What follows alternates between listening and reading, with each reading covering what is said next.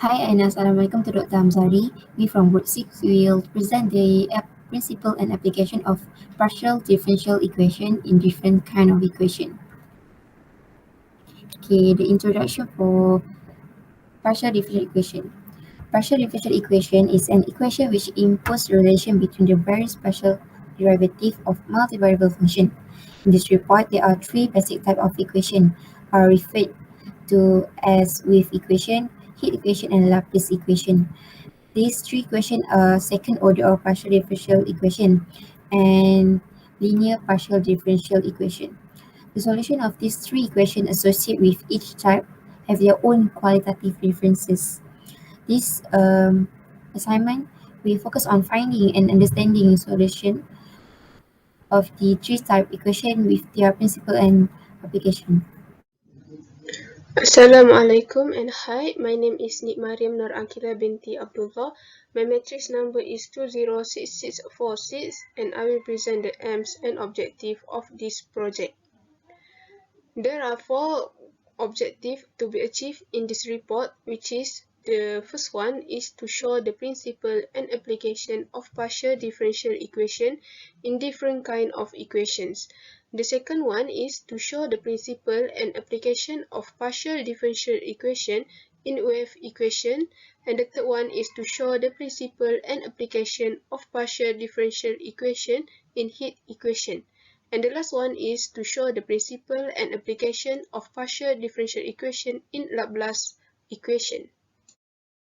The first principle and application of the partial differential equation is wave equation.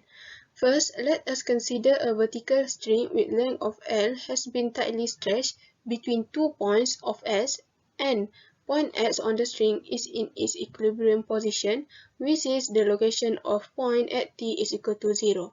Note that S1 is equal to 0 and S2 is equal to L. Assume that the slope of the displaced string at any point is small due to being tightly stretched. Although this point will be displaced both vertically and horizontally when the string is under vibration, however, because at any point the slope of the string being assumed small, hence the horizontal displacement will be very small in relation to the vertical displacement. Therefore, now, at any point of S on the string, the displacement U in terms of S and T can be assumed as purely vertical. Initially, the string was assumed to be not in uniform, hence the mass density of the string ρ in terms of S may be function of S.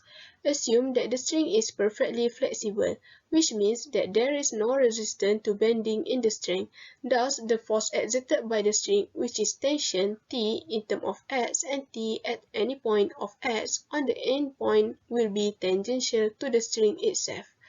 Let the vertical components per unit mass of any force acting on the string be represented as Q in terms of S and time. Therefore, the vertical displacement of the string at any point can be written as ρ as d square u over dt square is equal to d over ds times t in terms of s and time times du over ds plus ρ s times q in terms of s and t. Next, let's assume the string is perfectly elastic. Thus, the value of t can be assuming as constant, where t in terms of s and t is equal to t naught. The slope of the string at any points already be assumed as small, which leads the t in string to be very nearly to the same as the t in the string at its equilibrium position.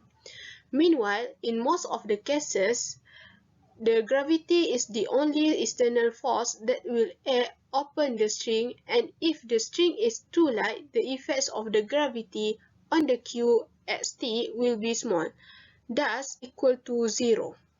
The partial equation 3.1.1 can be simplified as ρ d2 u over dt square is equal to t naught times d2u over dx square. By divide the previous equation by the mass of density will lead to 1D wave equation, which can be written as d square u over dt square is equal to c square times d square u over dx square. There is one type of boundary condition that we'll consider in this wave equation, which is the prescribed location of the boundaries, which is u in terms of s and 0 is equal to h1 in terms of t, and u in terms of l and t is equal to h2 in terms of t.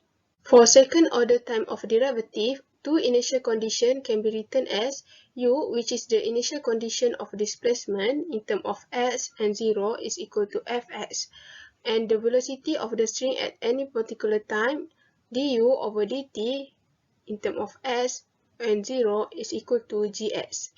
The 2D and 3D version of wave equation is given as d square u over dt square is equal to c square Laplacian square times u. And note that the 2D and 3D version of wave equation can solve the special case of wave equation. Salam and greetings to Dr. Amzari. My name is NURIN SYAZANA binti ABDULLAH HAMID and matrix number is 207071. So I'll be presenting the second equation, the second application in the partial differential equation, which is heat equation. So, heat equation governs the distribution of temperature in an object. So, we can consider a long thin bar or wire of constant cross-section and of homogeneous material oriented along the x-axis, as you can see in the figure below. So, the bar is thermally insulated laterally and is sufficiently thin that the heat will flow, which is by conduction only in the x direction. Then the temperature U at any point in the bar depends only on the x coordinate of the point and the time t. So by applying the principle of conservation of energy, it can be shown that the function of u x t satisfies the partial differential equation as shown below. So differential u over differential t equals to k times by differential square u over differential x squared. So what is k? So k indicates the positive constant. In fact, k sometimes called the thermal diffusivity of the bar.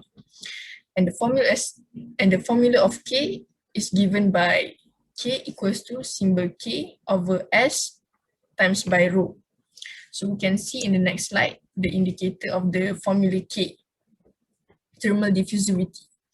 So symbol K represents the thermal conductivity of the material bar, and S specific heat capacity, and rho is the density of the material of the bar.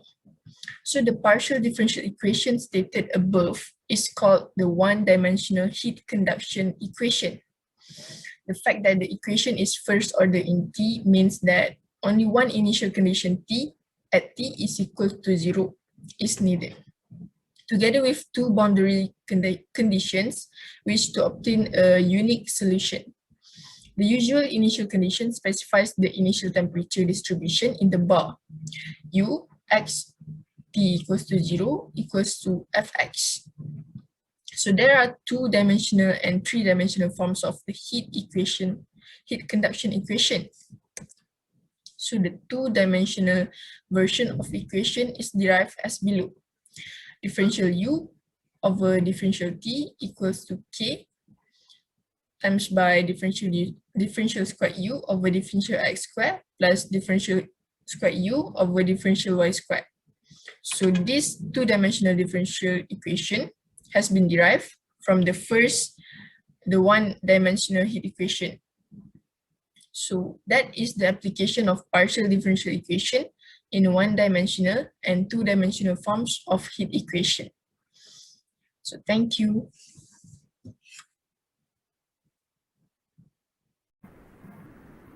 For data equation, we use Laplace equation to calculate the potential flow. The potential flow can be calculated using Laplace equation, which is one of the application of partial differential equation (PDE). First of all, this symbol is called nabla, and for nabla squared is Laplacian of Laplace operator, and the symbol is called psi. For Laplace equation, the nabla squared u equal to 0, where the nabla squared u equal to d squared u over d squared dx squared plus d squared u over dy squared. For a fluid flow to be a potential flow, it must satisfy the Laplace equation. So d squared psi over dx squared plus d squared psi over dy squared must equal to 0, where this one is the stream function. Let's say the potential flow is this equation, psi equal to ln x squared plus y squared. If we want to make sure that the stream function is potential flow, the nabla squared psi must equal to 0.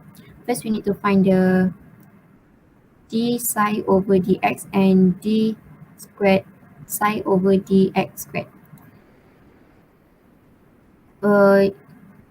Find the first derivative. We apply the differential rule, which is chain rule here, and then we do the calculation, and at this point we apply the power rules, and the derivative of constant is 0, so we will get the first derivative. For second derivative of potential flow, we apply the quotient rule, and then we do the calculation. We will get the second derivative of psi over dx squared. Secondly, we must find the d psi over dy and d squared psi over dy squared. We calculate this one as same as before. So we apply the differential rule, which is chain rules, and then we will get this equation. And then for the second derivative, we use quotient rule, and then we will get this equation. Lastly, the last step is adding both second derivative. The d squared psi over dx squared plus d squared psi over dy squared must equal to 0. As we can see that d squared psi over dx squared plus d squared psi over dy squared is equal to 0. So the potential flow is this equation. So that's it for the Laplace equation. It's simple, and thank you.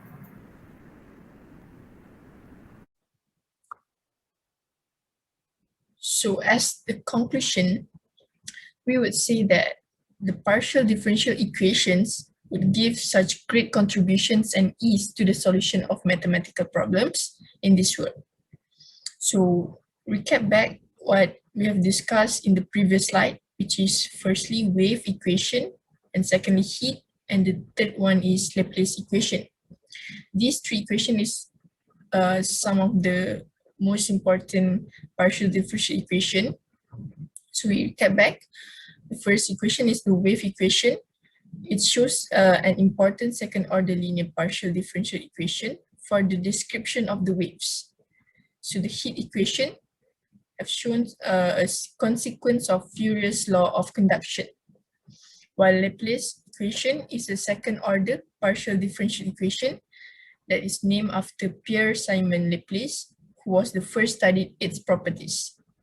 So these three equations are some of the most important application for partial differential equation that have arisen in various branches of science and engineering field. Thank you.